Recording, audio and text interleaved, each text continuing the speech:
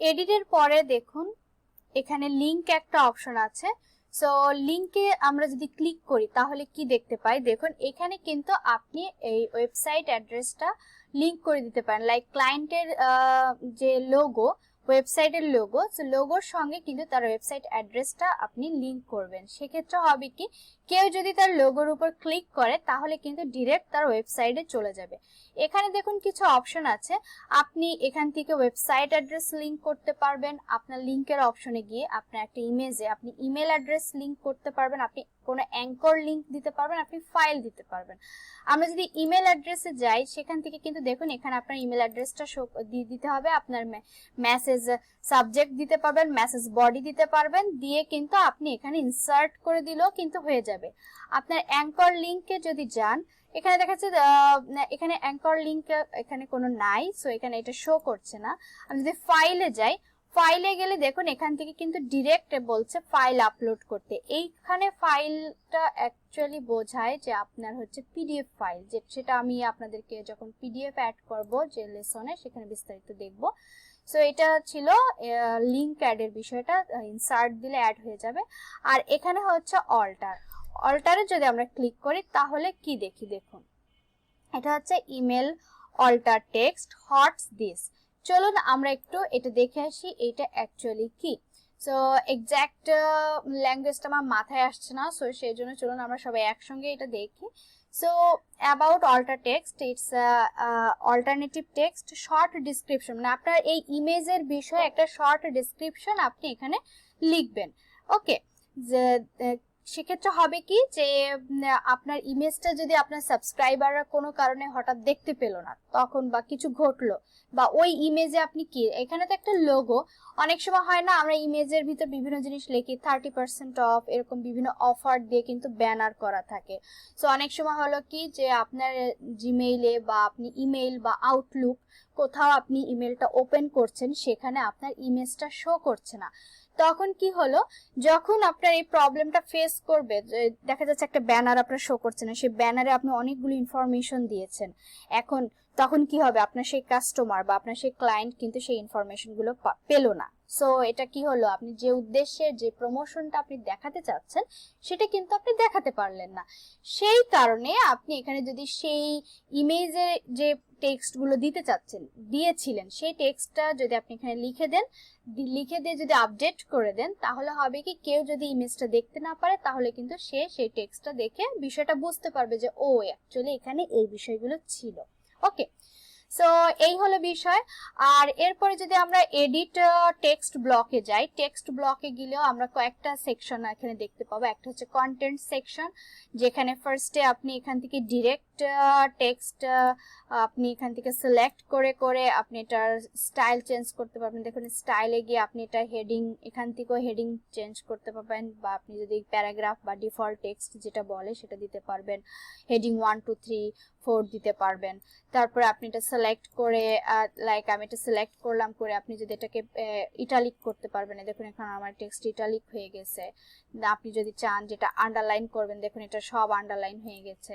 আর এখানে দেখুন লিংক, আপনি চাইলেন, আপনি যদি চান যে আপনার নির্দিষ্ট কোনো অংশ টেক্সটের আপনি লিংক করবেন, তাহলে সেই নির্দিষ্ট অংশটা সিলেক্ট করবেন, এখানে লিংকে ক্লিক করে এখানে ওয়েবসাইট অ্যাড্রেস দিয়ে ইনসার্ট দিলে দেখুন এখানে বোঝাচ্ছে যে আমার একটা লিংক হয়ে গেছে। এখন আপনি চাচ্ছেন যে কোনো একটা সেকশন আপনি লিংক করা আছে সেটাকে আপনি লিংক রিমুভ করে দেবেন, সেক্ষেত্রে আপনি কি করবেন, দেখুন আমি এখানে যখন লিংক আলা টেক্সটের উপর যখন আমি ক্লিক করছি, এখানে অটোমেটিক আর একটা আইকন কিন্তু এখানে শো করছে, যেটা অন্য সময় কিন্তু এটা দেখুন অন্য সময় কিন্তু শো করছে না, বাট যখন লিংকের উপর ক্লিক করছে তখন শো করছে। মানে এটা হচ্ছে আপনার আনলিংক, রিমুভ লিংক এটা। সো আপনি যতটুকু অংশ, ধরুন আমি এই টেক্সটটা এখন আবার রিমুভ করে দিতে চাচ্ছি, তখন এটা জাস্ট ক্লিক করলে আপনার টেক্সটটা লিংকটা রিমুভ হয়ে যাবে। এরপরের অপশনটা দেখুন ইমেজ। অনেক সময় আছে যে আপনি লেখার মাঝখানে ছোট ছোট কিছু ইমেজ ব্যবহার করতে চান, কোনো আইকন ব্যবহার করতে চান, সেই আইকনগুলোর জন্য কিন্তু আপনি ইমেজে ক্লিক করলে দেখুন এখান থেকে কিন্তু এই যে আপনার ইমেজটা চলে আসবে। এখানে ইমেজটা সিলেক্ট করার পর দেখুন এখান থেকে কিন্তু আপনি সব উইডথটা দিয়ে দিতে পারবেন। লাইক আমি এখানে যদি 45 দিয়ে দিই, এখান থেকে আপনি লিংক করে দিতে পারবেন, যদি কোনো আইকন থাকলো যেটার সঙ্গে আপনি ডিরেক্ট লিংক করে দিবেন সেটা করতে পারবেন। এখানে চেক বক্সটা হচ্ছে open in a new window. Open in a new window একটা মানে হচ্ছে যখন কেউ ওই লিংকে ক্লিক করবে তখন সে একটা নতুন উইন্ডোতে চলে যাবে। লাইক আপনি এই উইন্ডোতে লিংকে ক্লিক করছেন, তখন এই উইন্ডোটা আর ওপেন হবে না, আলাদা একটা উইন্ডো ওপেন হবে, সেটা সুবিধা হয়। তখন মেইন ইমেলটা থেকে যায়, ইমেলের পেজটা থেকে যায়, আপনার নতুন একটা পেজ ওপেন হয়। আর যদি আপনি এটা চেক না দেন তখন ওই ইমেজের মেইন যে ইমেলটা থাকে সেই ইমেলের আন্ডারেই ওই লিংকটা ওপেন হয়, তখন আবার হয় কি একটু ঝামেলার সৃষ্টি হয়, এই আর কি, এটা সুবিধাটা বেশি। সো আপনি সবসময় এটা ব্যবহার করার চেষ্টা করবেন। সো চলুন আমরা এটা দিলে দেখি কি হয়। এই দেখুন আমি ডিজাইনের এই লেখার মাঝখানে আমি এইটা দিয়েছি। আমি চাইলে এটা ইমেজটা একটু ছোট করতে যদি চাই, ধরুন আমি এটা 15 করে দেই, মানে লেখার সাথে অ্যাডজাস্ট করার জন্য। দেখুন এখন কিন্তু এটা আমার লেখার সঙ্গে এটা অ্যাডজাস্ট হয়ে গেছে। সো এই হচ্ছে ইমেজের বিষয়। দেন এখানে দেখুন আপনি বুলেট পয়েন্ট নাম্বারিং আছে, বুলেট আছে। সো আপনি এখানে ক্লিক করলে আমি এটা সিলেক্ট করলাম, এখানে দেখুন এরকম দিলে কিন্তু নাম্বার হয়ে যাচ্ছে, আবার ওটার উপর আবার ক্লিক করলে এটা চলেও যাবে। এখানে দেখুন আমি বুলেট দিচ্ছি, আবার ক্লিক করলাম, বুলেট চলে যাচ্ছে, বিষয়টা এরকম।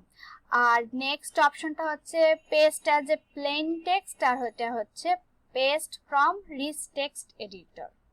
সো এটা অ্যাকচুয়ালি লাগে না, আমি যে কোনো জিনিস কপি করে করে ডিরেক্ট এখানে পেস্ট করে দিতে পারছি।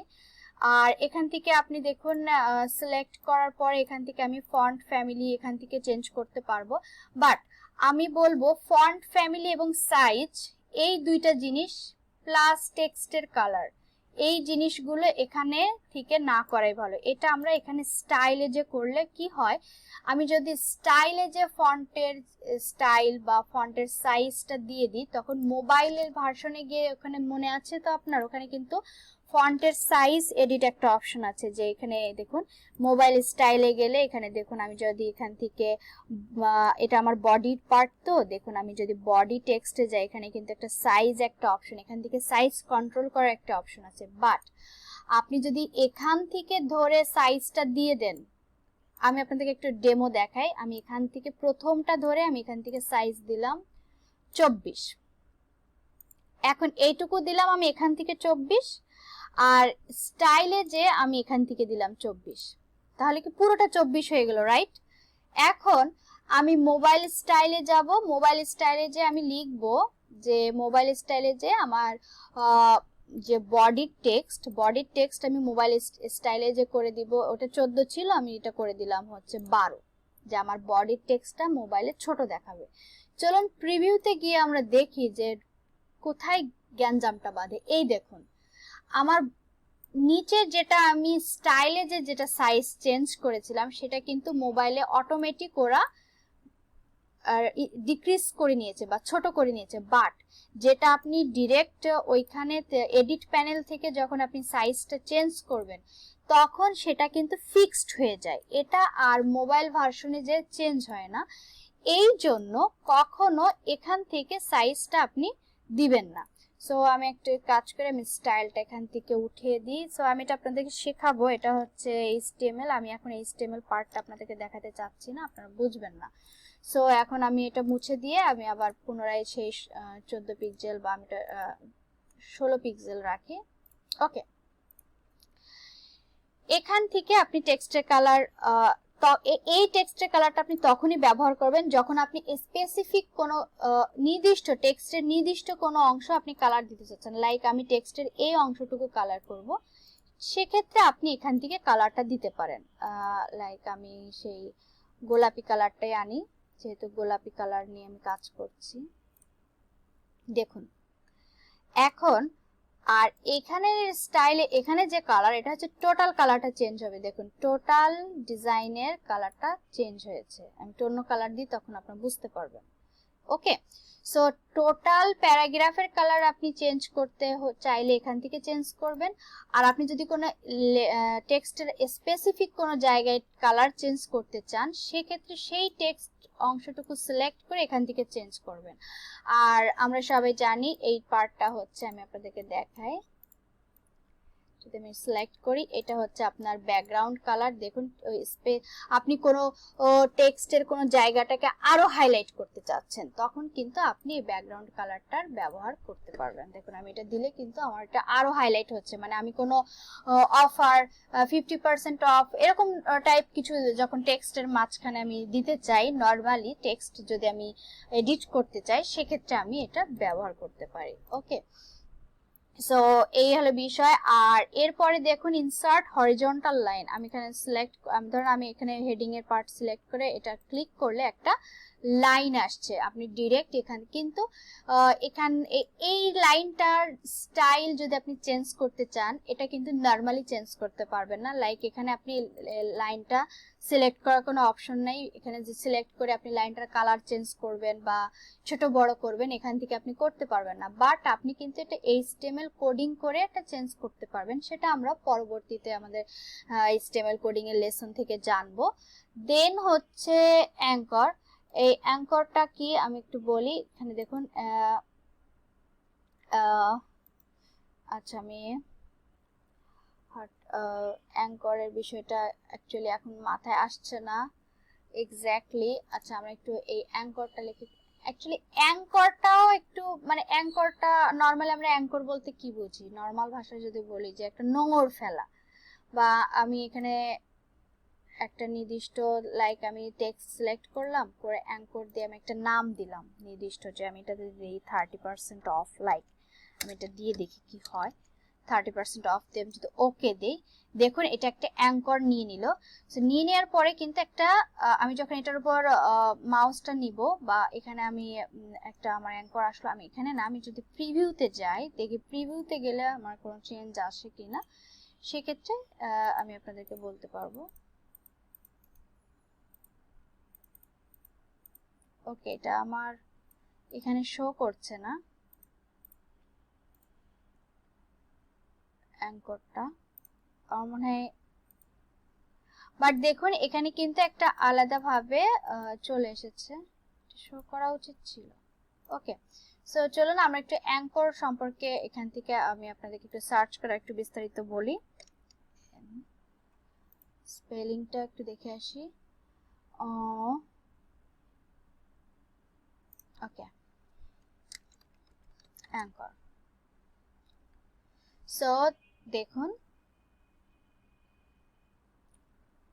অ্যাঙ্কর দিয়ে কি আছে।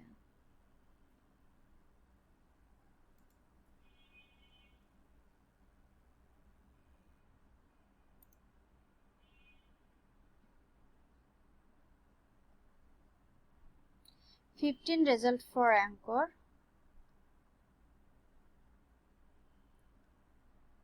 আচ্ছা, আপনি অ্যাঙ্কর থেকেও কিন্তু বিভিন্ন লিংক এখানে বলছে। How you can use anchor links to add multiple read more link.